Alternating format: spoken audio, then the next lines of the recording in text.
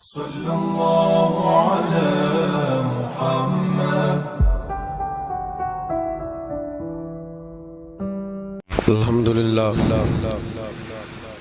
لله رب العالمين والعاقبة للمتقين والصلاة والسلام على أشرف الأنبياء والمرسلين وعلى آله وصحبه أجمعين أما بعد. أعوذ بالله من الشيطان الرجيم. بسم الله الرحمن الرحيم. يا أيها الذين آمنوا اتقوا الله ولتنظر نفس ما قدمت لغد واتقوا الله إن الله خبير بما تعملون.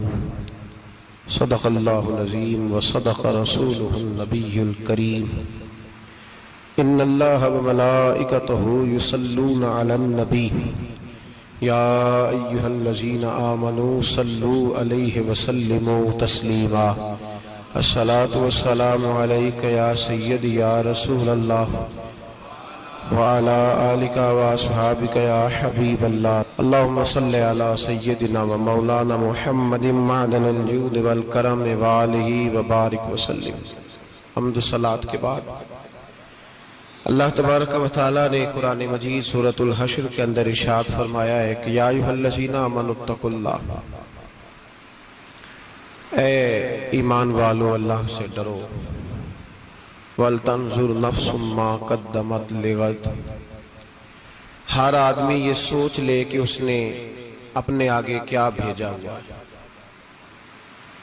جو اس نے آخرت کے لیے جمع کرایا ہے وہ کیا ہے، یہ غور کر لے وہ. وَاتَّقُوا اللَّهَ، اور پھر ڈر جاؤ اللہ سے. إِنَّ اللَّهَ خَبِيرٌ بِمَا تَعْمَلُونَ، فرمایا تم جتنے مرضی پردے ڈالتے پھرو، تمہارے رب کو تمہارے تمام کاموں کی خبر ہے. اسے پتہ ہے تم کیا کرتے، وہ جانتا ہے. عزیز دوستو، بزرگوں اور بھائیوں، قرآن مجید نے دو چیزوں پر بڑا زور دیا ہے. ایک اللہ کو ماننا، اور اللہ کو ماننے کا مطلب ہے نبی پاک کو بھی ماننا. اللہ کو ماننے کا مطلب ہے کتابوں کو بھی ماننا، قرآن پاک کو بھی ماننا. لیکن دو باتیں آپ کو زیادہ ملیں گی، ایک ایمان، اور اس کے بعد سب سے زیادہ زور ہے ایمان بالآخرت پر. آخرت کو مانو. وَمِنَ النَّاسِ مَن يَقُولُ آمَنَّا بِاللَّهِ وَبِالْيَوْمِ الْآخِرِ وَمَا هُمْ بِمُؤْمِنِينَ. اللہ فرماتا ہے کچھ لوگوں کا دعویٰ ہے کہ ہم اللہ اور آخرت پر ایمان رکھتے ہیں، حالانکہ وہ ایمان نہیں رکھتے، دعویٰ کرتے ہیں، نفاق کا مظاہرہ کرتے ہیں، منافقت کرتے ہیں. جو اللہ کو ماننے والا ہوتا ہے اس کا رنگ اور ہوتا ہے. جس کو پتہ ہوتا ہے قیامت کے دن اللہ کے حضور کھڑے ہونا ہے، اس کے اعمال یہ نہیں مانتے. کہتے ہیں ہم مانتے ہیں، پر مانتے، دعویٰ ہے کہ ہم مانتے ہیں آخرت کو بھی اور اللہ کو بھی، پر نہیں مانتے. قیامت قائم ہونا ضروری ہے. اگر وقوع قیامت نہ ہو تو ظالم کی تو موجیں لگ گئیں. جابر تو موج کرے گا، فاسق اور فاجر تو کہیں گے دنیا میں بھی ہم اپنے اقتدار کے زور پر جیتے رہے، آج بھی ہمیں پوچھنے والا کوئی نہیں. عقلاً نقلاً قیامت کا قائم ہونا ضروری ہے. قیامت قائم ہوگی تو مظلوم کو اس کے ظلم پر داد رسی کی جائے گی اور ظالم کو سزا ملے گی. ایک آدمی ساری زندگی دنیا کے اندر لوٹ مار کرتا رہا، دھوکہ فریب فراڈ کرتا رہا، اس کی راتیں شراب و کباب میں گزر گئیں، وہ مرے اور بات ختم ہو گئی، ٹھیک ہے موج کر کے چلا گیا. ایک آدمی ساری زندگی اس نے اللہ تبارک و تعالیٰ کی رضا کے لیے اپنی نظر کی حفاظت کی، زبان کی حفاظت کی، یہاں تک کہ دل کی بھی حفاظت کی، وہ بھی مرے تو معاملہ ختم ہو گیا. اس طرح تو پھر سرکش کا کچھ بنے گا ہی نہیں. نظام زندگی ساری اس کی سوچ ختم ہو کے رہ جائے گی اگر قیامت قائم نہیں ہوتی. قیامت کا قائم ہونا حق ہے. اس لیے قرآن مجید نے ایک جگہ پہ نہیں 20 جگہ پہ یہ بیان فرمایا ہے کہ قیامت ضرور قائم ہوگی. قیامت، اور وہ قائم ہو کر اپنے سارے لوازمات سمیت قائم ہوگی. میرے نبی پاک صلی اللہ علیہ وسلم نے فرمایا مظلوم کو حق ملے گا، ظالم کو سزا ملے گی۔ جابر اس دن اللہ کی بارگاہ میں رسوا کیے جائیں گے، جن پر جبر کرتے رہے انہیں اللہ کے حضور سے عطا کیا جائے گا۔ قیامت کا وقوع ہونا ضروری ہے، اور قیامت تو جب قائم ہوگی تب ہوگی، دنیا میں بھی ایسا ہوتا ہے۔ ظلم کا انجام ٹھیک نہیں ہوتا، جبر کا انجام، جھوٹ کی زندگی لمبی نہیں ہوتی، دھوکے، فریب، فراڈ، ملمہ سازی، ان چیزوں کی عمریں اللہ نے تھوڑی رکھی ہیں۔ وقتی طور پر ظالم کو، دھوکے باز کو، جابر کو جو مہلت ملتی ہے وہ سمجھتا ہے میری سیاست کام کر رہی ہے، وہ سمجھتا ہے میں بڑا دانا ہوں، بڑا چالاک ہوں، دیکھ لو اتنے ظلم کے، جبر کے، دھوکے کے باوجود بنا ہوا ہوں۔ حالانکہ اللہ کی طرف سے اسے مہلت ملتی ہے، اور بڑا ہی مہربان ہے، مہلت اس طرح دیتا ہے کہ میرے نبی پاک علیہ السلام نے فرمایا جب میرا مسلمان نیکی کرتا ہے تو اللہ فرشتوں سے فرماتا ہے 70 گنا بڑھا کے لکھ لو اس کی نیکی، 70 گنا۔ اور جب گناہ کرتا ہے تو اللہ فرماتا ہے ٹھہر جاؤ ابھی لکھنا نہ، اسے ٹائم دو۔ یا اللہ کتنا؟ فرمایا 24 گھنٹے تو دو، ہو سکتا ہے توبہ کر لے، یہ اس کی مہربانی ہے۔ اب وہ جو اللہ نے مہلت دی ہے نا کہ شاید توبہ کر لے، لوگ سمجھتے ہیں میری چالاکی کی وجہ سے نظام سیٹ چل رہا ہے، میں بڑا تیز ہوں، 2 4 5 باتیں بولتا ہوں سب صحیح ہو جاتا ہے۔ لوگ اس کو اپنی دانائی سمجھ لیتے ہیں، حالانکہ وہ اللہ کی طرف سے۔ فرعون نے کئی 100 سال حکومت کی، اور اس طرح اس نے ظلم کیے کہ لاکھوں اور ہزاروں بچے قتل ہی کرا دیے، 12,000 عورتوں کے پیٹ میں حمل تھا اس نے ضائع کرا دیا۔ جب حضرت موسیٰ علیہ السلام اپنی قوم کو لے کے نکلے، راستے میں دریا آ گیا، فرعون پیچھے لگا ہوا تھا، وَإِذْ فَرَقْنَا بِكُمُ الْبَحْرَ فَأَنْجَيْنَاكُمْ، اللہ فرماتے تمہارے لیے میں نے دریا کو پھاڑا اور تمہیں نجات دے دی، وَأَغْرَقْنَا آلَ فِرْعَوْنَ، اور فرعون کو غرق کر دیا، وَأَنْتُمْ تَنْظُرُونَ، تم کھڑے دیکھ رہے تھے۔ اب جب حضرت موسیٰ دریا کے کنارے پہنچے تو فرعون بھی پیچھے آیا۔ فرعون لوگوں سے کہا کرتا تھا کہ میں کہتا ہوں تو دریا چلتا ہے، میں کہتا ہوں تو ہوائیں آتی ہیں، میرے حکم کے پابند ہے سارے۔ جاگ رہے ہیں نا آپ حضرات، غور فرمائیے گا بات پر۔ دعویٰ تھا اس کا کہ میں کہتا ہوں تو نظام زندگی چلتا ہے۔ اب جب دریا کے کنارے پہنچی حضرت موسیٰ علیہ السلام تو اللہ نے حکم دیا کہ آپ عصا ماریں۔ جناب موسیٰ نے عصا مارا، 12 رستے بن گئے۔ اب حضرت موسیٰ کی قوم گزر رہی تھی تو فرعون سے پوچھنے لگے کہ تو کہتا تھا میرے حکم سے چلتا ہے، تو وہ تو حضرت موسیٰ نے ڈنڈا مارا ہے تو رستہ بن گیا ہے۔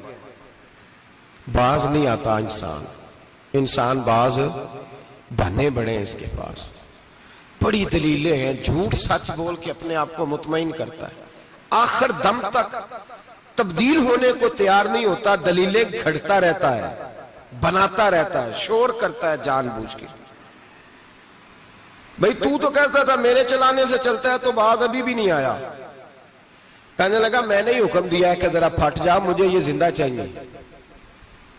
باز رسی جل گئی، بال کہنے لگا میں نے ہی کہا ہے دریا کو کہ یہ مجھے زندہ چاہیے، میرے بھاگے ہوئے ہیں تو اس لیے پھٹا ہے، تو آؤ میرے ساتھ دریا کراس کریں۔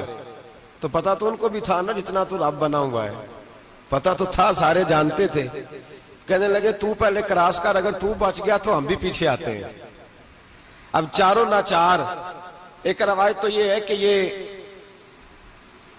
جب خدائی کا دعویٰ کرتا تھا نا، تخت پہ بیٹھا ہوتا تھا، تو ایک دن حضرت جبریل آئے اس کے پاس انسانی شکل میں، تو کہنے لگے میں بڑی دور سے آیا ہوں تو ایک مسئلہ پوچھنا تھا۔ کہا پوچھو۔ کہنے لگے ایک غلام تھا کسی بادشاہ کا، تو بادشاہ نے اسے تھوڑی دیر کے لیے ایک علاقے کی سربراہی دے دی۔ کتنی دیر کے لیے؟ کتنی دیر کے لیے ہمیں سربراہیاں ملتی ہیں؟ کیوں جی؟ تھوڑی دیر کے لیے ملتی ہے نا، تھوڑی دیر کے لیے سربراہی دے دی ایک غلام کو۔ ذرا بات کو سمجھیے، حضرت جبریل پوچھتے ہیں، کہتے ہیں سربراہی مل گئی، اب وہ مالک ہی بن کے بیٹھ گیا ہے، وہ بات ہی نہیں سنتا، اس کو تھوڑی دیر کے لیے بنایا تھا، وہ تو خدائی کا دعویٰ کرنے لگا ہے۔ آپ بتائیں اس کا انجام کیا ہونا چاہیے؟ یہ مسئلہ پوچھنے آیا ہوں۔ تو فرعون کہنے لگا اس کا انجام یہ ہے کہ اسے پانی میں گھوتے دے دے کے مار دے۔ انجام کیا ہے؟ بولیے بولیے، کیا انجام ہے؟ کیا انجام ہے جی؟ پانی میں اللہ اکبر اپنی سزا تجویز کر رہا ہے.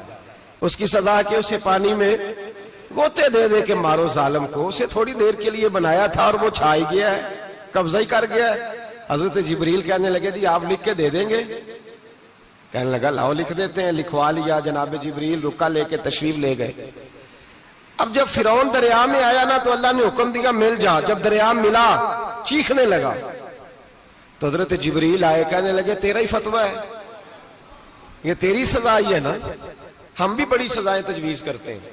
یہ جھوٹا ہے جی, اس کا تو فلانا علاج ہونا چاہیے, تو اگر تو جھوٹ بولے تو یہ فلانا بڑا جاور ہے جی, اس کے ساتھ اس طرح ہونا چاہیے, تو اگر تو یہ کام کرے تو جو سزا تو لوگوں کے لیے تجویز کر رہا ہے تو اپنے بارے میں بھی سوچ.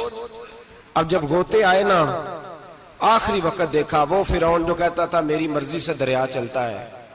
علامہ ساوی نے تفسیر ساوی میں لکھا ہے تڑپ کے رونے لگا.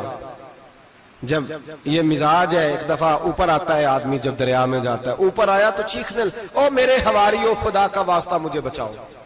کہنے لگے تو کہتا تھا میری مرضی سے چلتا ہے. بے بسی ہے, تڑپتا ہے, روتا ہے. وارث شاہ مان کری نہ وارثاں دا, رب بے وارثہ کر کے مار دائی. تڑپ رہا ہے, چلا رہا ہے, کوئی مدد کو نہیں پہنچتا. اب جب آخری غوطہ آیا تو کہنے لگا آمنا میں رب موسیٰ و ہارون, میں موسیٰ کے رب کو بھی مان گیا, ہارون کے رب کو بھی. اللہ نے فرمایا نہیں, اب تیرا ماننا قابل قبول ہے. اس وقت ماننا تھا جب تجھے مہلت دی تھی, جب تو جوان تھا. بڑھاپا آتا ہے, بیماری آتی ہے, جوان آدمی بیماری کا شکار ہوتا ہے تو کہتا ہے یا اللہ ایک دفعہ صحیح کر دے میں ساری پڑھا کروں گا, ایک دفعہ ٹھیک کر دے میں مسجد میں رہوں گا, میں اگلے سال اعتکاف بھی کروں گا, میں ساری تراویح پڑھوں گا. تو اس وقت پڑھنی تھی جب تجھے مہلت دی تھی, اس وقت پڑھنا تھا جب اللہ نے تجھے آسانی دی, زندگی دی. اگلا وقت یہ حال ایک کا نہیں ہوا. نمرود کو دیکھ لیں, حضرت ابراہیم علیہ السلام کو کہتا تھا میں رب ہوں.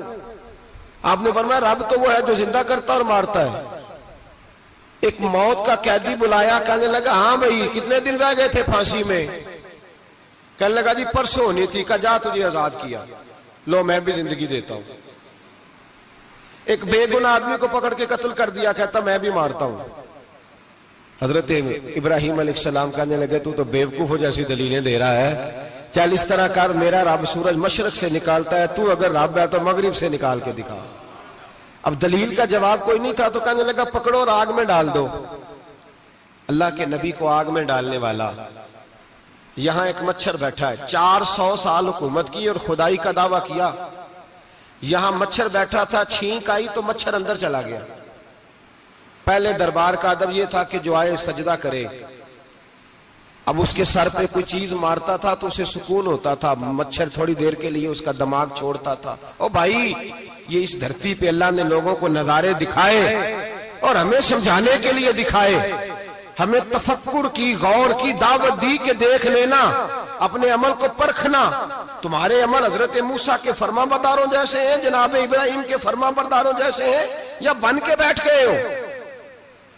اب دربار کا ادب یہ ہے, بے بسی کا یہ حال ہے کہ جوتے لٹکتے ہیں دربار میں, جو آتا ہے جوتا کھینچتا ہے. اور ادب یہ ہے کہ 10 جوتے نمرود کے سر پہ مارو, اور 400 سال جوتے لگتے رہے. روتا تھا, جو آدمی آتا تھا منتیں کرتا تھا, کہتا تھا کہیں سے کوئی دوائی مل جائے گی. پاگلوں جیسی زندگی گزاری, پاگلوں جیسی سخت. وہ تو حساب, وقوع قیامت تو حساب ہوگا ہی. یہاں لوگ پاگل ہو کے مرتے ہیں, معاذ اللہ, نفسیاتی مریض ہو کے مرتے ہیں. یہاں آخری وقت اتنا سخت آتا ہے کہ دنیا موت کی دعائیں مانگتی ہے. میرے بھائی جب انسان ظلم کرتا ہے تو بھول جاتا ہے کہ شاید مجھے پوچھے گا کوئی نہیں. جب وہ زیادتی کرتا ہے تو بھول جاتا ہے. جب وہ کسی کا حق کھاتا ہے تو وہ کہتا ہے شاید اس کا تو وارث ہی کوئی نہیں جس کو میں لوٹ رہا ہوں. لیکن جب اللہ کی پکڑ آتی ہے, حجاج بن یوسف ظالم تھا, اس نے اچھے کام بھی کیے تھے. قرآن پاک پر زیر زبر آراب حجاج بن یوسف نے لگوایا. محمد بن قاسم کو ہندوستان سندھ کے علاقے فتح کرنے بھی حجاج بن یوسف نے بھیجا تھا. ساری خوبیاں اپنی جگہ پر, ظالم بہت بڑا تھا. کسی آدمی نے اس کے سامنے کونے کی طرف منہ کر کے ساتھ والے سے بات کر لی تو کہنے لگا میرے خلاف کیا, اس کو لے جاؤ, 2 ٹکڑے کر کے واپس لے آؤ. توتی بولتا ہے نا اقتدار، جب کسی کے ہاتھ اقتدار ہوتا ہے نا، وہ چاہے ایک گھر کا ہی کیوں نہ ہو، وہ 10 بندے فیکٹری میں کام کرتے ہیں اور جو ان کا مالک ہوتا ہے وہ کہتا میں مالک ہوں، مجھے مانو۔ جب تو صاحب اقتدار ہوتا ہے نا، جب تو سسر بن کے بیٹھتا ہے اور کسی غریب گھر کی بہو آتی ہے 2-4 تو کہتا میرا اقتدار ہونا چاہیے، جب میں کھانسنے لگوں تو ہر آدمی کے ہاتھ میں ٹشو پیپر ہونا چاہیے، جب میں بولنے لگوں تو بندھے ہوئے ہاتھوں سے ہر آدمی جی جی کرتا ہوا کھڑا ہونا چاہیے۔ جس آدمی کا، اور یہ کام بہو بھی کرتی ہے کئی دفعہ، وہ بھی کہتی ہے کہ تمہیں پتا نہیں میں کتنا لمبا چوڑا جہیز لے کے آئی ہوں، جب میں سونے کے لیے اپنے بیڈ روم میں جاؤں تو خبردار بوڑھے بابے کو اجازت نہیں کہ وہ کھانسے، اماں کو چاہیے کہ اگر اس کو بڑی سخت پیاس بھی لگی ہے تو میرے سوتے سوتے باورچی خانے میں برتن نہ کھٹکھٹائے۔ جو جہاں بھی جس اسٹیج پہ بھی بیٹھتا ہے وہ کہتا ہے کوئی نہیں مجھے پوچھنے والا، میں مطلق العنان ہوں۔ جوان بوڑھوں کا مذاق اڑاتے ہیں، سمجھتے ہیں شاید کبھی بوڑھے نہیں ہونا، مذاق اڑاتے ہیں۔ تندرست لوگ بیماروں کا مذاق اڑاتے ہیں، شاید کبھی بیمار نہیں ہونا۔ حجاج بن یوسف ظالم تھا، ظلم کرتا تھا، زیادتی کرتا تھا۔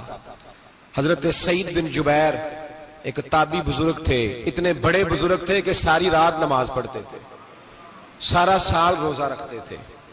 ایک دن انہوں نے منبر پہ بیٹھ کے کہا کہ حجاج ظلم سے باز آ جائے ورنہ اللہ کی لاٹھی بڑی بے آواز ہے۔ اللہ کی لاٹھی، اس کا کیا مطلب ہوتا ہے؟ اس کا مطلب ہے جب رب کی لاٹھی چلتی ہے تو اس کی آواز، جی اس کا پہلے کوئی پیغام، وہ پہلے اعلان نہیں کرتا کہ تگڑے ہو جاؤ لاٹھی چلنے لگی ہے، لاٹھی چلتی ہے پر اس کی آواز، سمجھ آ رہی ہے میری بات کی؟ جمعۃ الوداع کے لیے تشریف لانے والے احباب خاص غور فرمائیے گا۔ حجاج بن یوسف کو پتا چلا کہ حضرت سعید بن جبیر نے میرے خلاف بات کی، بلا لیا، کہنے لگا تو نے میرے خلاف بات کی ہے؟ فرمانے لگے کی ہے۔ کہنے لگا تجھے پتا ہے میں قتل کر دوں گا؟ آپ فرمانے لگے نہ تو زندگی کا مالک ہے نہ موت کا مالک ہے، تو کیسے قتل کر؟ کہنے لگا تجھے پتا ہے میرا؟ فرمایا میں نے تجھے نہیں، میں نے تو کئی شداد، کئی حماد، کئی قارون، کئی فرعون، کئی نمرود دیکھے، کئیوں کی داستانیں سنی، تو کون ہے؟ تو چھوٹا سا ہے۔ ایک جملہ ہے ملا جلال الدین رومی کا، بڑے درویش تھے، ایک بات کہہ گئے، کہنے لگے نمرود جتنے پیسے نہیں، فرعون جتنی حکومت نہیں، قارون جتنی دولت نہیں، ورنہ فرمانے لگے میرے زمانے میں بھی کئی لوگوں کا خدا بننے کو دل کرتا ہے، کئی لوگوں کا دل کرتا ہے، لیکن نمرود جتنے پیسے، فرعون جتنی طاقت اور قارون جتنی دولت نہیں، ورنہ ہو سکتا ہے لوگ دعویٰ کر جائیں معاذ اللہ ثم معاذ اللہ۔ یہ آج سے کئی 100 سال پہلے وہ کہہ رہے ہیں، آج تو حالات بڑے ابتر ہیں، اس کی نسبت خطرناک ہے۔ فرمانے لگے حضرت سعید بن جبیر تو زندگی موت کا مالک نہیں۔ کہنے لگا پکڑو، قتل کرو اسے، لے جاؤ۔ جب پکڑ کر کھینچ کر لے جا رہے تھے نا تو حضرت سعید بن جبیر مسکرانے لگے۔ اب ظالم کے سامنے مسکرائے تو اس کو بڑا غصہ آیا، یہ میرا مذاق اڑاتا ہے؟ بلا لیا، ادھر آؤ، کیوں مسکرا رہے ہو، کیا ہوا؟ تو حضرت سعید بن جبیر کہنے لگے میں مسکرا رہا ہوں تیری بیوقوفی پر اور اپنے اللہ کی دی ہوئی ڈھیل پر۔ میں مسکرا رہا ہوں کہ یا اللہ کیا بات ہے، کیا تیرا شان ہے، کیسے لوگوں کو ڈھیل دی ہوئی ہے۔ میں مسکرا رہا ہوں تیری بیوقوفی پر کہ تو سمجھتا ہے شاید مجھے پوچھنے والا کوئی نہیں۔ کہنے لگا اس کو باہر نہ لے جاؤ، میرے سامنے قتل کرو۔ ٹھیک ہے جی، قتل کرنے لگے تو حضرت سعید بن جبیر نے منہ کعبے کی جانب کر لیا، انی وجہت وجہی للذی فطر السماوات والارض حنیفا وما انا من المشرکین۔ جب آپ نے یہ آیتیں پڑھی نا کہ میں نے منہ کر لیا ہے اپنے رب کی جانب، کرو مجھے قتل، کہنے لگا نہیں نہیں، اس کا منہ پھیرو، کعبے کی طرف ہو کے قتل نہ ہو، ہے ظالم پر پاگل ہو گیا ہے۔ حضرت سعید بن جبیر کے حوصلے نے شکست دے دی، ناکام ہو گیا، مخبوط الحواس ہو، کہنے لگا اس کا منہ پھیر دو۔ جب کعبے سے پھیرا تو آپ فرمانے لگے للہ المشرق والمغرب فإنما تولى فثم وجه اللہ۔ اللہ فرماتا ہے تو مشرق اور مغرب سارا ہی اللہ کا ہے، جدھر بھی منہ کرو گے ادھر اللہ ہی اللہ ہے، جدھر بھی منہ کرو گے ادھر اللہ ہی اللہ ہے، چاروں جانب۔ پھیر دے جدھر منہ پھیرنا ہے، تو نے پھیر دیا منہ۔ حضرت سعید بن جبیر کے گلے پہ خنجر رکھا تو آپ نے ہاتھ اٹھائے، کہنے لگے اے اللہ میرے بعد اسے کسی اور پر مسلط نہ کرنا، میرے بعد کسی اور پر مسلط نہ، بس میں آخری ہوں۔ جب آپ ذبح ہوئے تو اتنا خون نکلا کہ لوگ کہتے ہیں جتنا اونٹ کے وجود سے نکلتا ہے، تر ہو گیا سارا اس کا دربار۔ ایک سمجھدار آدمی کو بلا کے کہنے لگا اتنا خون میں نے بڑے بندے قتل کرائے ہیں پر اتنا خون نہیں نکلا۔ تو وہ کہنے لگے لوگ مر جاتے ہیں، مرتے وقت ڈر جاتے ہیں، سہم جاتے ہیں، خون سکڑ جاتا ہے، لگتا ہے یہ شخص جب دنیا سے گیا ہے تو ڈٹ کے گیا ہے، یہ ڈٹ کے گیا ہے دنیا سے۔ حجاج بن یوسف رات کو سویا تو تڑپ کے اٹھا، کیا ہوا؟ گھر والے کہنے لگے کیا ہوا؟ کہنے لگے سعید بن جبیر خواب میں آئے اور کہتے ہیں اٹھ مجھے بتا تو نے مجھے کیوں قتل کیا، بتا کیوں مارا؟ اگلی رات پھر سویا تو وہی خواب، پھر سویا تو وہی خواب۔ گناہ نفسیاتی مریض بنا دیتا ہے، ظلم تجھے مخبوط الحواس کر دیتا ہے۔ جب تو زیادتی کرتا ہے تو اللہ فرماتے ہیں کہ تو اللہ کو بھولتا ہے، اللہ تجھے اپنا آپ بھلا دیتا ہے، پھر تو بھول جاتا ہے، پھر تو سیدھے رستے پہ چلتا ہے پر بھٹک جاتا ہے، پھر تو صحیح رستوں کا تعین کر کے بھی گمراہ ہوتا ہے، پھر تو روز وہی گاڑی چلاتا ہے پر اب جب تو بریک لگاتا ہے تو نہیں لگتی۔ جب گناہوں کے ساتھ تو مخبوط الحواس ہوتا ہے تو روز وہ کاروبار کرتا ہے، لیکن جب تیرے گناہ تجھے گھیر لیتے ہیں پھر اسی کاروبار میں تو نقصان اٹھاتا ہے۔ حجاج بن یوسف تڑپتا ہے، روتا ہے، یہاں تک کہ بیمار ہو گیا، پیٹ میں درد ہوتی ہے، پتہ نہیں کیا ہوا، تکلیف ہوتی ہے، پتہ نہیں، سارے حکیم، طبیب، ڈاکٹر، کوئی نہ سمجھ سکا کہ بیماری کیا ہے۔ جو بیماریاں خدائی ہوتی ہیں ان کا لوگوں کو پتا، جو آزمائشیں رب کی جانب سے ہوتی ہیں وہ ڈاکٹروں کے ہتھے نہیں چڑھتی، جو تکلیفیں اللہ دیتا ہے ان کا حکیم طبیب علاج نہیں کر پاتے، مشکل، اور شفا اسی وقت ہوتی ہے جب اللہ دینا چاہے، اور جب رب بھی دینا نہ چاہے تو بڑے بڑے ڈاکٹر کہتے ہیں کہ ہمارے بس کی بات نہیں رہی۔ بغداد سے حکیم آئے، پیٹ دیکھا، کہنے لگے نہ تیرے معدے میں کوئی دقت ہے، نہ تیرے جگر میں، نہ کسی اور جگہ، ماجرا کیا ہے؟ ایک آخری علاج ہے، آخری، وہ کیا؟ گوشت کا چھوٹا سا ٹکڑا دھاگے کے ساتھ باندھ کے منہ میں ڈالا اور پھر ایک باریک سا تنکا لے کے اس کو اندر ڈالنے لگے گلے میں۔ وہ گوشت کا ٹکڑا جب حلق کے اندر اتر گیا، اس حکیم نے واپس کھینچا تو کیسے ایسی بدبو آئی جیسی کبھی سونگی نہ تھی۔ جانور، کیڑے مکوڑے لگے ہوئے باہر نکلے، اور جب دیکھا تو جتنے محل میں لوگ بیٹھے تھے چلاتے ہوئے نکل گئے کہ یہ کیا مصیبتیں ہیں۔ حکیم بھی اٹھ کے دوڑنے لگا، کہا تجھے کیا ہوا؟ کہنے لگے حجاج تیری بیماری زمینی نہیں، تیری مصیبت زمینی نہیں۔ کہا میری مرض تک تم کیوں نہیں پہنچ پا رہے؟ تو کہنے لگے لگتا ہے تو بد دعا کا مریض ہے، لگتا ہے تو ظلم کا مریض ہے، تو جبر کا مریض ہے۔ تڑپتا رہا، سسکتا رہا۔ ایک وقت وہ بھی آیا کہ گھر والوں نے کمرے میں بند کر کے تالا لگا دیا، دیوار سے ٹکرے مارتا۔ او بھائی، جو گناہوں کے بیمار ہوتے ہیں انہیں شفا نہیں ہوتی، جو ظلم، جبر، بربریت کے بیمار ہوتے ہیں انہیں سکون قلبی میسر نہیں آتا۔ دوائیاں ان بیماریوں کی بنی ہوئی ہیں جو بیماریاں زمینی ہیں، جو بیماریاں خوراک کی بد پرہیزی سے ہوتی ہیں، جو گناہوں کی بد پرہیزی سے ہوتی ہیں، ان کی بیماریاں، ان کی شفا توبہ ہے، ان کی شفا رجوع اللہ ہے، ان کی توبہ، اللہ سے معافی مانگنے سے شفا ہوتی ہے۔ حجاج جب مرنے لگا تو بلایا، یہ رنگ بھی ذرا ملاحظہ کیجئے گا، دو چار قریبیوں کو بلایا، پتہ ہوتا ہے نا اپنے کرتوتوں کا آدمی کو، پتہ سارا ہے سردار لوٹیتی ہے، پتہ ہوتا ہے سارا۔ بلا کے کہنے لگا جب میں مر جاؤں تو مجھے رات کو دفن کرنا۔ کیوں بھائی، عورت ہے؟ کہنے لگا نہیں، رات کو دفنانا۔ ٹھیک ہے، رات کو دفنا دیں گے۔ پھر کہنے لگا جب صبح ہو جائے تو صبح ہونے سے پہلے پہلے میری قبر زمین کے برابر کر دینا، نشان مٹا دینا۔ کہا وجہ؟ تو کلمہ پڑھتا ہے، حضور کا حکم ہے کہ قبر کم از کم ایک بالش، ایک گٹ اونچی ہونی چاہیے زمین سے، کم از کم، تو تیری قبر مٹا دے، وجہ؟ پتہ ہوتا ہے اپنے ظلموں کا۔ کہنے لگا مجھے پتا ہے لوگ میرے مرنے کے بعد میری قبر بھی نہیں چھوڑیں گے. دنیا میں تو میرے جبر کی وجہ سے کوئی آ نہ سکا، لیکن میری قبر بھی لوگ جنازوں میں باتیں شروع کر دیتے. جنازوں میں نے ایسی بھی داستانیں سنی ہیں کہ کوئی مرا تو لوگ جوتوں کا ہار قبر پہ ڈال آئے. نہیں بھائی، تو جب زندہ تھا تو تیرے جبر ظلم کی وجہ سے نہیں کو بول سکا. ایک تو ہے قیامت میں حساب ہوگا، یہاں دنیا میں حساب ہونے لگتا. اتنی لمبی زبانیں لوگوں کی لٹک کر مرتے وقت باہر نکل آتی ہیں. دعا کریں، جمعہ ہے، اللہ تعالیٰ ایمان کی موت عطا فرمائے.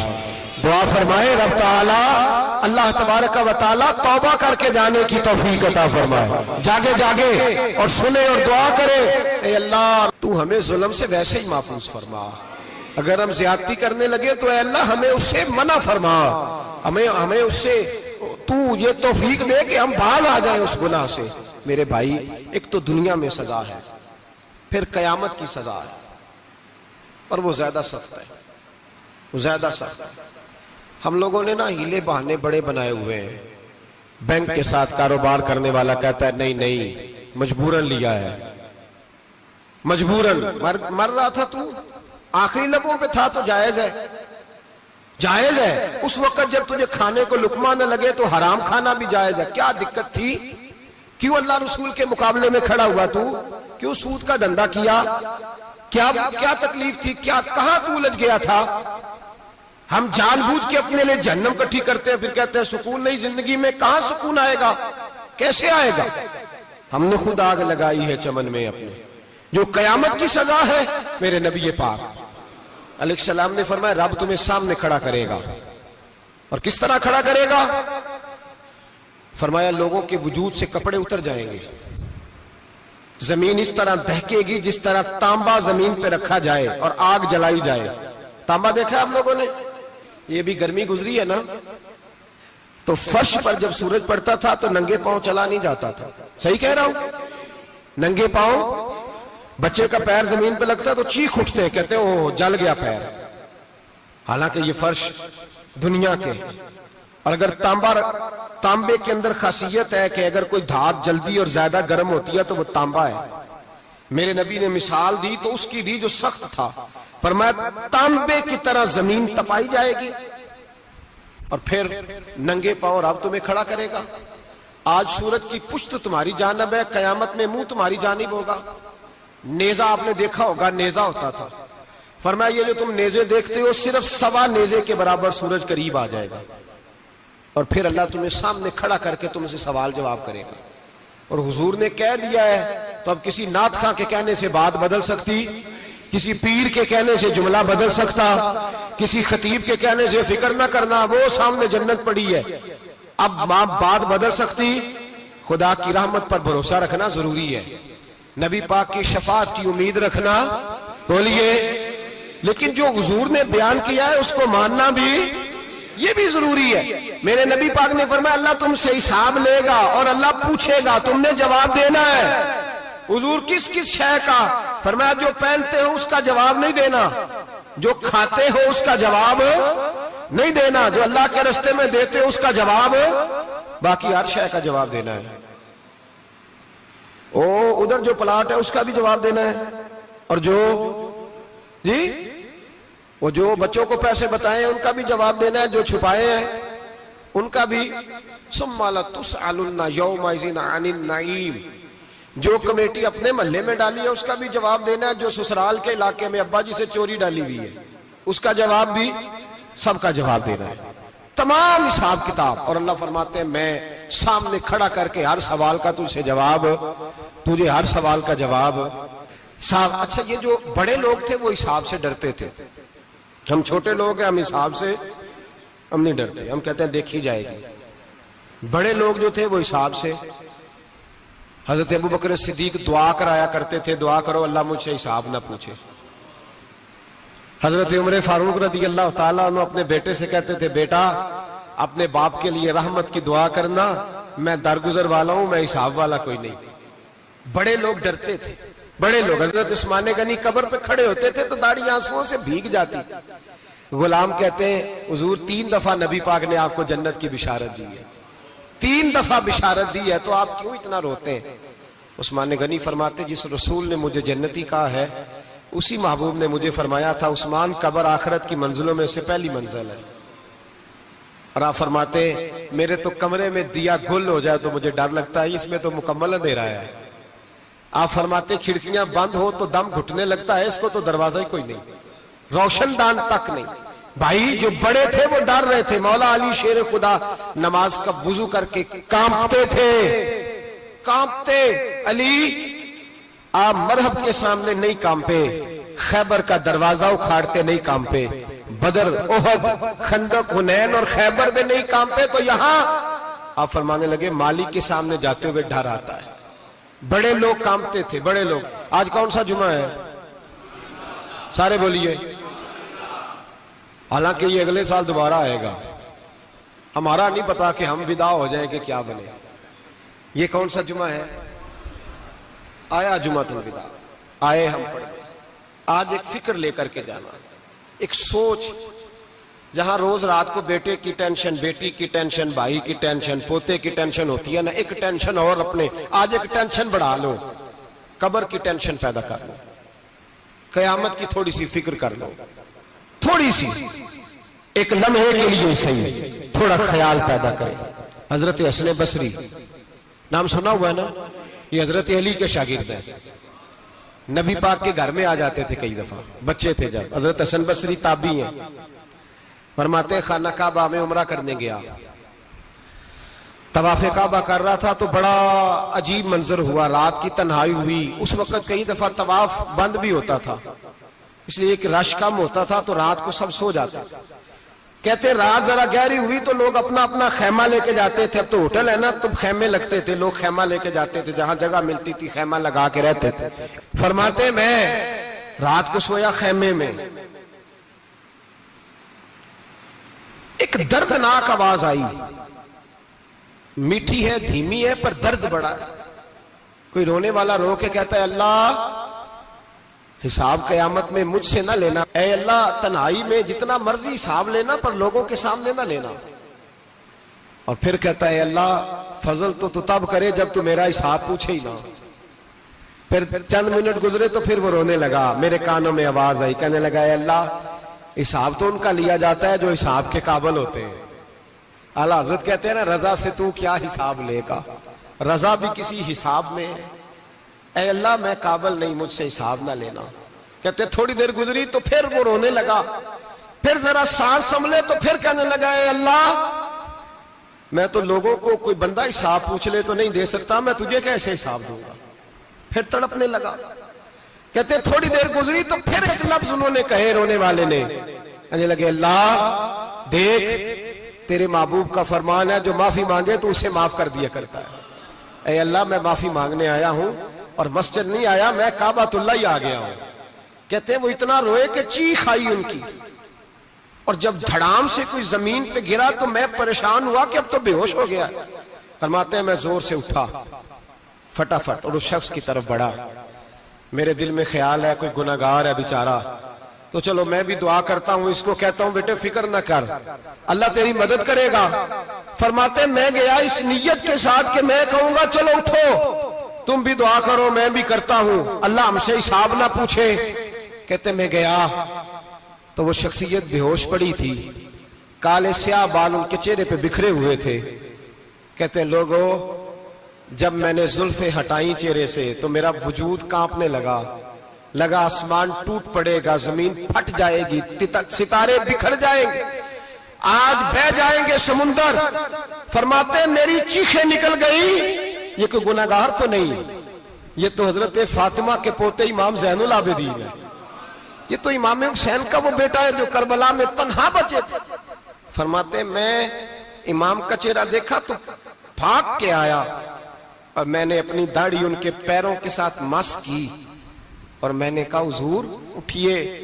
امام اٹھے تو میں نے کہا شہزادے تیرے تو اشارے سے اللہ کئی گناہگاروں کو بخشے گا، تیری تو دعا سے اللہ بخشے گا، یہ کیا کر رہے ہو؟ تو امام زین العابدین کہنے لگے حسن بصری ادھر آ یار، ادھر آؤ بزرگو، میرے دادا کے پاس رہنے والے ہو. میں نے آج ہی سنا ہے کہ اس کا عذاب بڑا سخت ہے. آؤ میرے لیے دعا کرو، اللہ پاک مجھ سے حساب نہ پوچھے، کہا حضور نہ کریں۔ اب فرمانے لگے تجھے نہیں پتا کچھ چیزیں ایسی ہیں کہ رب نے اگر حساب پوچھا تو میں واقعی جواب نہیں دے پاؤں گا، چل کر میرے لیے دعا۔ کہتے میں نے ہاتھ باندھے، حضور میں نہیں کرتا، اٹھا کہہ۔ فرماتے میں نے ہاتھ اٹھائے، میں نے کہا اے اللہ تیرے رسول کا شہزادہ ہے، یہ تیرے رسول کا شہزادہ ہے، یہ کہہ رہا ہے تو فضل کر۔ او بھائی جو بڑے تھے وہ تو تڑپتے تھے، سسکتے تھے۔ ابو علی ہیتی کہتے خانہ کعبہ میں پتھر پہ سر رگڑ رگڑ کے کوئی بوڑھا کہہ رہا تھا اے اللہ اول تو حساب نہ لینا، اور اگر لینا تو مجھے اندھا کر کے اٹھانا، میں تیرے نیک بندوں کے سامنے شرمندہ نہیں۔ اقبال رو پڑے، اقبال کچھ لوگوں نے لکھا ہے یہ آخری ربائی ہے ڈاکٹر اقبال کی، آخری، اس کے بعد شاید اس نے کلام نے کچھ سیرت نگاروں کا خیال ہے۔ اقبال مدینے کی طرف منہ کر کے کہنے لگے تو غنی از ہر دو عالم من فقیر، اللہ تو غنی ہے میں تو فقیر ہوں، روز محشر عذر ہائے من پذیر، اے اللہ اول تو میرا کوئی عذر قبول کر لینا محشر کے دن، اور اگر نہ کرنا ہوا اگر تمہیں بینم حسابم نہ گزیر، اگر ضرور ہی میرا حساب لینا ہے، اے اللہ اگر تو نے ضرور لینا ہے، اے اللہ اگر ضرور ہی لینا حساب، اول تو میرا عذر مان لینا، میری کمزوری پہ رحم کرنا، اے اللہ میرے بڑھاپے پر میری کمزوری پر رحم کرنا، اگر ضرور حساب لینا ہے از نگاہ مصطفیٰ پنہا بغیر، تو اے اللہ ذرا حضور کی نگاہوں سے اوجھل کر کے لینا، اے اللہ مجھے شرم آئے گی۔ میرے مصطفیٰ کریم فرمائیں گے میں تو تجھے ہر بات سمجھا کے آیا، ایک جگہ تیری رہنمائی کر کے آیا، تو کیسے عمل کما، ذرا اوجھل کر کے از نگاہ مصطفیٰ پنہا بغیر، ذرا حضور کی آنکھوں سے اوجھل کر کے سائیڈ پہ کر کے لینا، میں برداشت نہیں کر پاؤں گا۔ حضرت ابو علی ایتی کہتے ہیں بابے نے سر رکھا ہوا ہے اور کہتے ہیں اللہ مجھے اندھا کر کے اٹھانا، فرماتے میں گیا، میں نے کہا چلو میں دعا کرتا ہوں جا کے۔ فرماتے جب میں نے جا کے بزرگوں کی کمر پہ ہاتھ رکھا، ان کا چہرہ دیکھا تو یہ کوئی گناہگار تو نہیں، یہ تو بغداد کے پیر عبد القادر جیلانی ہے، یہ تو محبوب سبحانی غوث سمدانی ہے، یہ تو وہ شخص ہے جو قدم لگائے تو اللہ ولایت عطا کرتا ہے۔ جو بڑے تھے وہ ڈر رہے تھے، معین الملت والدین عطائے رسول ہند الولی غریب نواز حضرت خواجہ معین الدین اجمیری رحمت اللہ علیہ، خواجہ قطب الدین بختیار کاکی کو تنہائی میں بلا کے کہنے لگے معین الدین سید زادہ ہے، معین الدین حضور کے خاندان میں پیدا ہوا ہے، معین الدین سے اس کے پیر کو بڑی امیدیں تھیں، معین الدین کو رسول پاک نے ہندوستان بھیجا تھا، پر قطب الدین یار معین الدین تبلیغ کا حق نہیں ادا کر سکا۔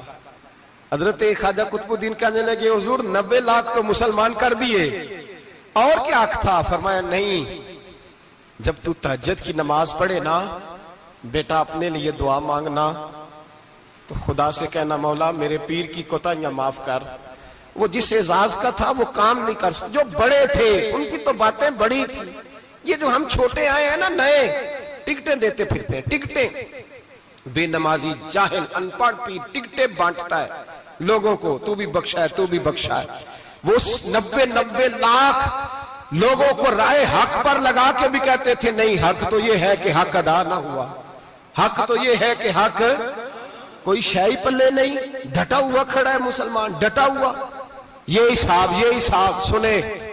کسی نے حضرت ابو ہریرہ سے کہا کہ کوئی ایسی حدیث سناؤ جو آپ کو بھی بڑی محبوب ہو۔ حضرت ابو ہریرہ نے چیخ ماری، رونے لگے اور بے ہوش ہو گئے، پھر ہلایا پانی پلایا، اٹھے، کہا حضور بات کی تھی حدیث سنائے، پھر رونے لگے۔ ہمیں تو نہیں نہ رونا آتا، ہمیں تو تب آتا ہے جب بیٹا بات نہ مانے، ہمیں تو تب آتا ہے جب کاروبار میں نقصان ہو جائے، ہمیں تو تب رونا آتا ہے جب ہمارا کوئی دوست ہمارے بارے میں غلط بات کر دے، بے عزتی دنیا کی ہو جائے۔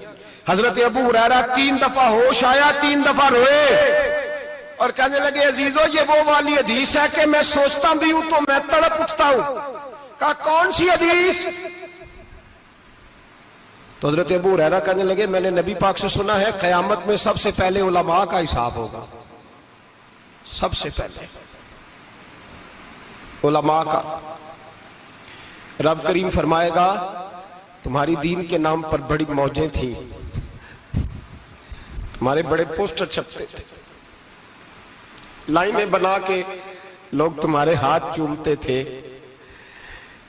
لوگ تمہاری گڑی کو بھی چومنا اپنے لیے سعادت سمجھتے تھے۔ بتاؤ میرے رسول کے نام پر کھانے والوں کیا کر کے آئے ہو؟ عمل بتاؤ، عمل۔ موج بڑی کی نا تم نے، بتاؤ عمل۔ علماء عالم عرض کرے گا اے اللہ میں جگہ جگہ تیرے رسول کے دین کی بات کرتا تھا، میں قرآن کے درس دیتا تھا، میں راتیں بیدار رہ کے تیاریاں کرتا تھا، میں جو بن سکا کیا۔ رب فرمائے گا نہیں، تو نے تو اس لیے کیا تھا کہ لوگ تجھے پیر صاحب کہیں، مولانا صاحب کہیں، تیرے نعرے لگائیں، تو لگے نہیں پھر تیرے نعرے؟ پھر لوگوں نے لمبے لمبے القابات پکارے نہیں تیرے؟ حضور سید عالم علیہ السلام فرماتے ہیں پہلا حساب اس کا لے گا جو عالم کہلاتا تھا۔ رب پوچھے گا تجھے طاقت دی، ہمت دی، بولنے کی صلاحیت دی، اپنے فضل سے دی، بتا کیا کما کے آیا ہے۔ حضرت ابو ہریرہ روتے ہیں، کہتے ہیں میں بھی تو حدیثیں سناتا ہوں، میں بھی تو عالم ہوں، میرے پیچھے بھی تو لوگ بھاگتے ہیں، لوگوں بتاؤ اگر اللہ نے ابو ہریرہ سے پوچھا تو کیا جواب دے گا؟ اللہ فرمائے گا علماء کے لیے بخاری مسلم ہے، انہیں اٹھاؤ اور جہنم میں ڈال دو۔ امام غزالی فرماتے ہیں اگر کسی عالم کو سزا ملی تو سب سے سخت عالم کو ملے گی۔ دعا فرمائیں اللہ میرے جیسے لوگوں کو ہدایت کا رستہ عطا فرمائے، اور جو کہتے ہیں سمجھتے ہیں اللہ اس پر عمل کی توفیق عطا فرمائے۔ فرمایا حضرت ابو ہریرہ نے دوسرے نمبر پر سخی اللہ کی بارگاہ میں کھڑا کیا جائے، مالدار۔ رب فرمائے گا بول، کچھ ایسے بھی تھے جن کے پاس شام کی روٹی نہیں تھی، تجھے میں نے تیری تجوری بھر کے تجھے دولت عطا کی، تجھے وراثت میں نے مربے دیے، جائیدادیں دی، بتا۔ وہ کچھ وہ تھے سویرے مزدوری کرنے جاتے تھے، کما کے لاتے تھے، ہزاروں روپیہ تیری بینک میں پڑا تھا، بتا کیا کیا تو نے؟ اے اللہ میں نے مسجد میں دیے، مدرسے میں دیے، 30 دن افطاریاں پکاتا رہا۔ اللہ فرمائے گا تو جھوٹ بولتا ہے، تو سارا کچھ اس لیے کرتا تھا کہ لوگ تجھے سخی کہے۔ ہاں ہاں تیرا اعلان ہوا مسجد میں، لوگوں نے کہا وہ دیکھو کتنے پیسے دے رہا ہے، اس کا وہ دیکھو نام لکھا ہوا ہے ہسپتال کے ایک کونے میں کہ یہ والا بلاک فلاں سیٹھ صاحب نے بنایا، یہ دیکھو لکھا ہوا ہے کہ یہ کمرہ مدرسے کا اس نے بنایا، تو لکھ دیا گیا، نعرے لگ گئے، اب جا دوڑ جا۔ اللہ جہنم میں پھینک دے گا۔ فرمایا پھر شہید کھڑا کیا جائے گا، ہاں بھئی تجھے طاقت دی، ہمت دی، بتا کہاں خرچ کی، کہاں؟ اے اللہ شہید ہی ہو گیا۔ فرمایا وہ تو اس لیے ہوا تھا کہ لوگ تجھے شہید کہیں، بہادر کہیں، تیرے نام پہ روڈ کا نام رکھا جائے، تمغائے حسن کارکردگی ملے سو مل گیا۔ میرے لیے بتا کیا کر کے آیا ہے، میرے لیے، اسے اٹھاؤ اور جہنم میں پھینک دو۔ بھائیو عذاب کڑا ہے، عذاب سخت ہے، حساب سخت ہے، اور جو حساب لینے والا ہے اس کو، میں نا تراویح ہو رہی تھی تو قاری صاحب نے ایک سورہ یاسین شروع کی، وَامْتَازُوا الْيَوْمَ أَيُّهَا الْمُجْرِمُونَ۔ اللہ فرماتا ہے قیامت میں کہوں گا مجرم جو ہے نا وہ صفوں سے باہر آ جائے، صفوں سے باہر آ جائے۔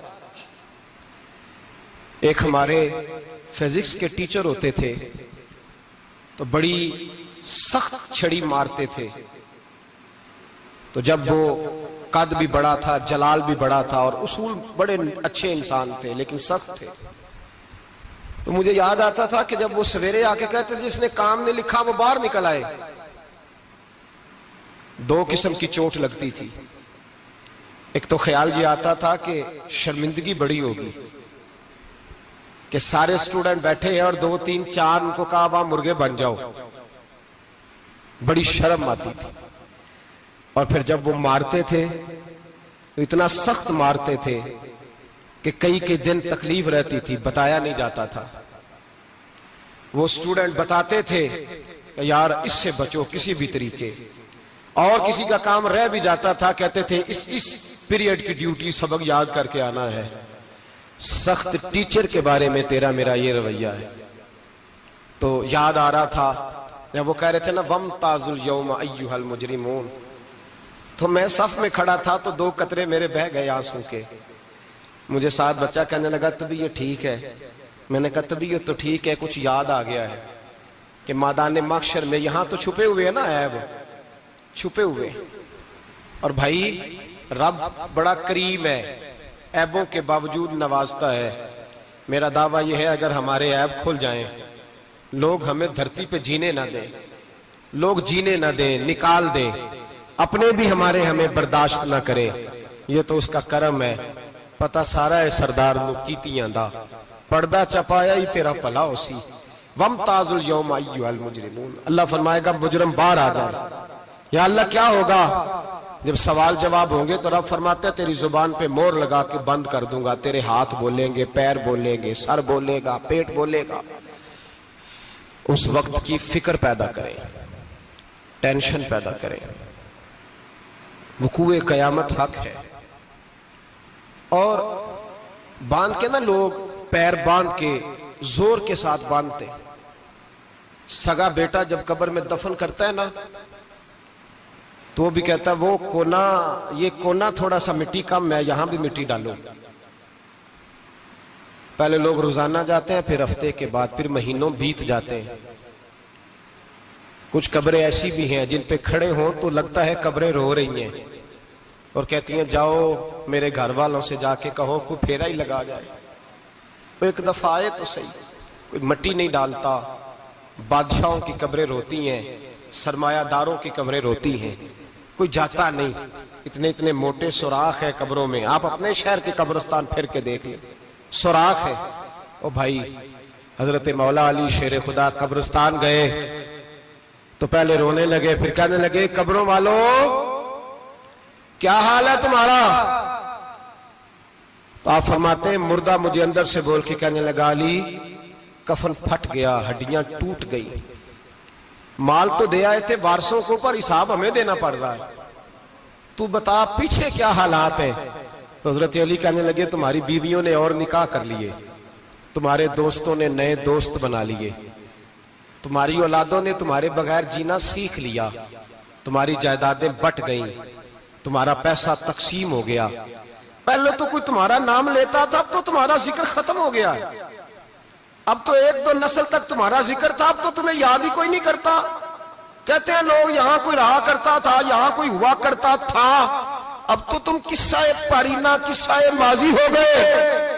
حساب کا وقت قریب ہے، قریب آ گیا وقت۔ اللہ فرماتے اقترب للناس حسابهم وهم فی غفلۃ معرضون، فرمایا حساب کا وقت قریب آ گیا ہے تو ابھی بھی غافل ہے۔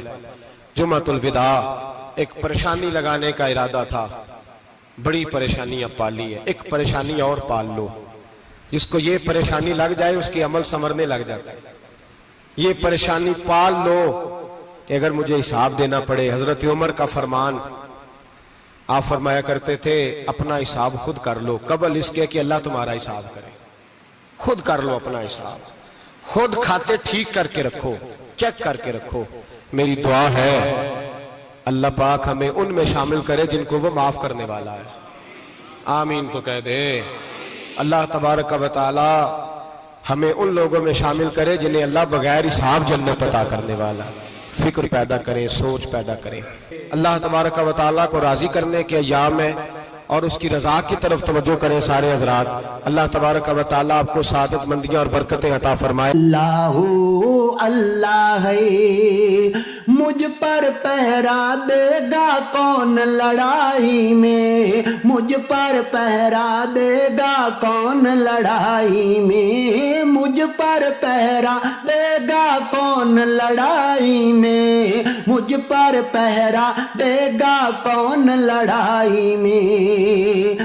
میں صدیق اکبر آقا بول پڑے مٹھی سے ابو جہل کی کنکر بول پڑے اللہ اللہ حی اللہ اللہ حی اللہ صلی اللہ علیہ